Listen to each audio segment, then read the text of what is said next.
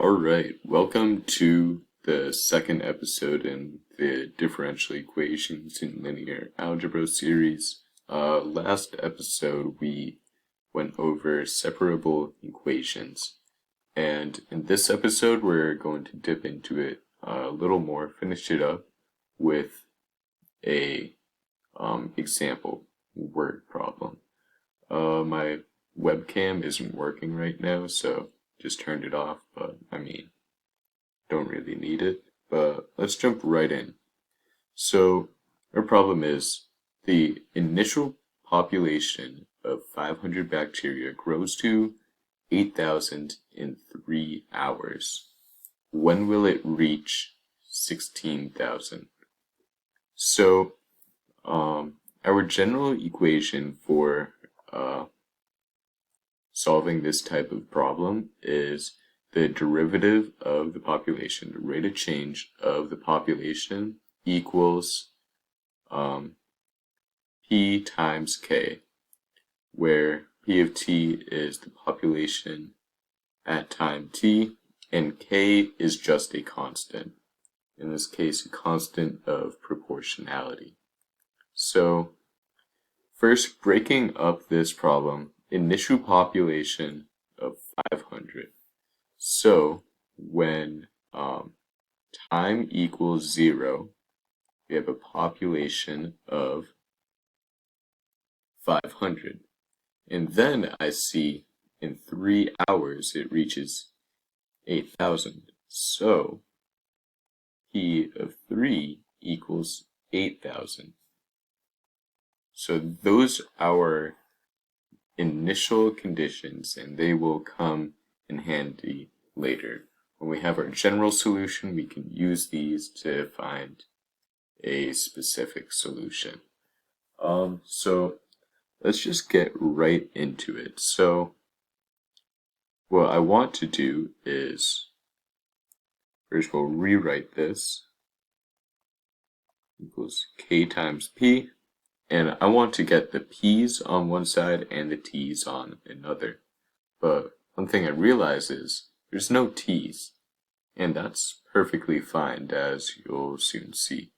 But first, I want to multiply both sides by dt and divide both sides by P, just to isolate the P's and the T's. So let's do that. So we get 1 over P times dP equals K times dt. And now I want to integrate both sides to get rid of, eventually get rid of those dP's and dT's. And, well, the integral of 1 over P is just ln of the absolute value of P plus C. And then the integral of K with respect to T, that's key, is just going to be K times T. So KT plus C. I try to add a little tail to my T's so they don't look like plus signs. And remember that the hardest part about this is remembering that these C's are just general variables. They're just constants.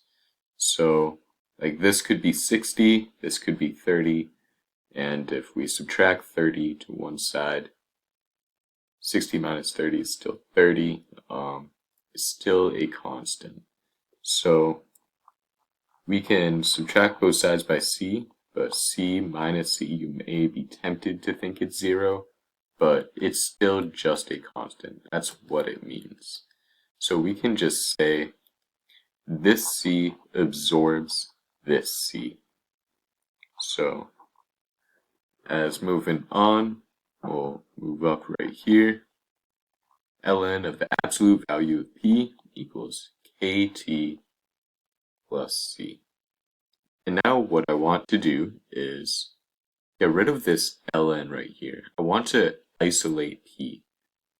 And what we can do is take the exponent of each side.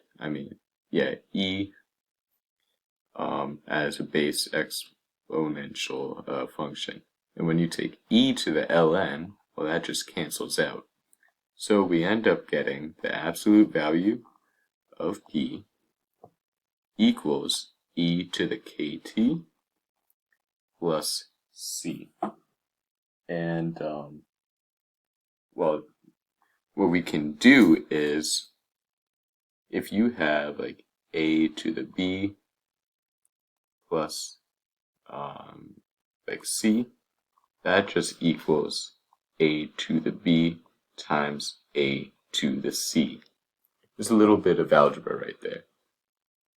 So we can rewrite this as e to the c times e to the kt. And we have this absolute value right here. We can just move this like plus or minus, so we can just say p equals plus or minus e to the c times e to the kt. And I want to point out that this right here is still a constant. Exponent like 2.718 is just a constant. 2 the power of another constant is always going to be a constant.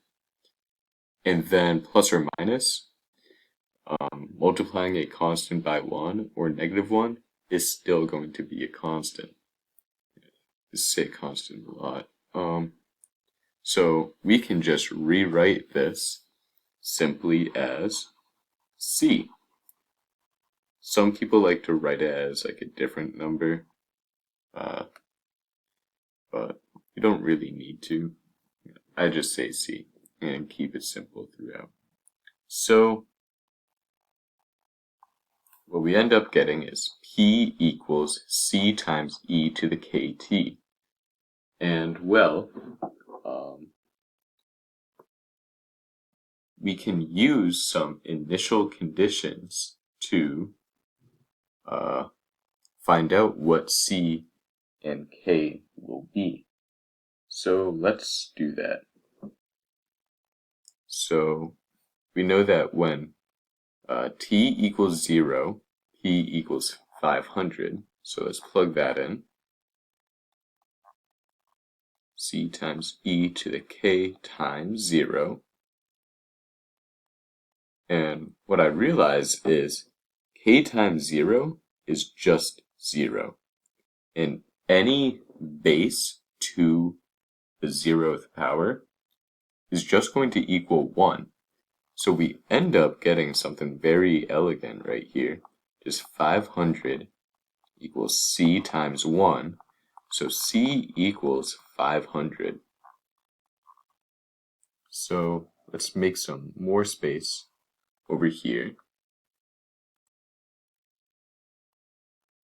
And keeping in mind that c equals 500, we can rewrite this as p equals 500 e to the kt.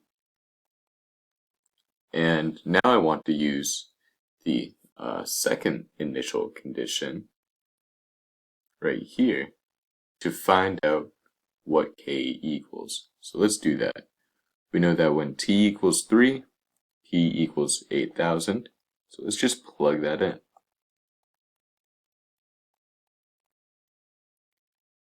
3k.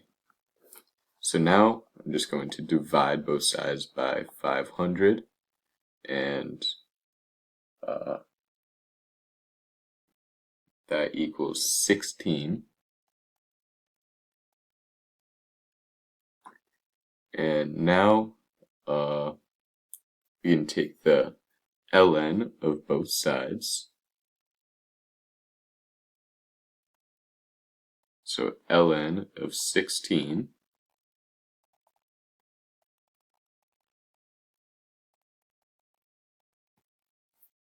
and then we can move this power over, because ln of a to the b just equals b times ln of a. Just some more algebra right here. Don't really prove that. I mean, you can prove that with like logarithmic differentiation. I think that was proved in one of my first videos. But you can just watch Khan Academy if you're more curious about those like pure math things. But ln of 16 equals 3k of ln of e. And well, ln of e equals 1. So we just get k, divide both sides by 3. We just get k equals ln of 16 over 3.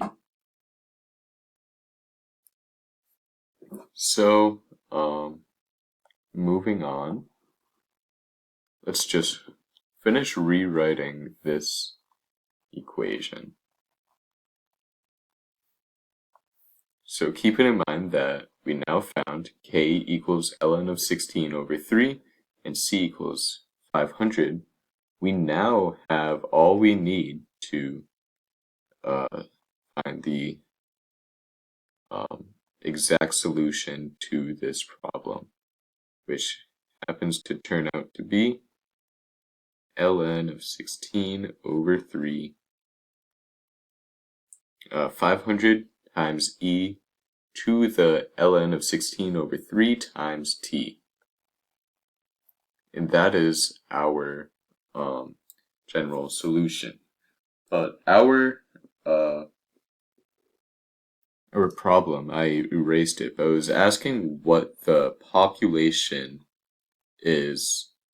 I mean, at what time will the population equal 16,000? What will the time equal? Well, now that we know all our constants, we can just plug in 16,000. So we get 16,000 equals 500 times e to the ln of 16 over 3 to the t, divide by 500 on each side, and we get 32. 32 equals e to the ln of 16 over 3 times t. Take the ln of both sides, and we'll make some room over here.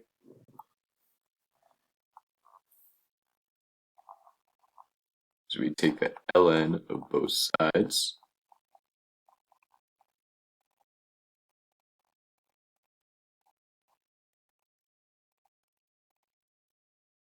and the ln and the e cancel, so we're just left with ln of 32 equals ln of 16 over 3 times t, multiply the 3 over, divide by ln of 16, so you get 3 ln of 32 over ln of 16 equals t.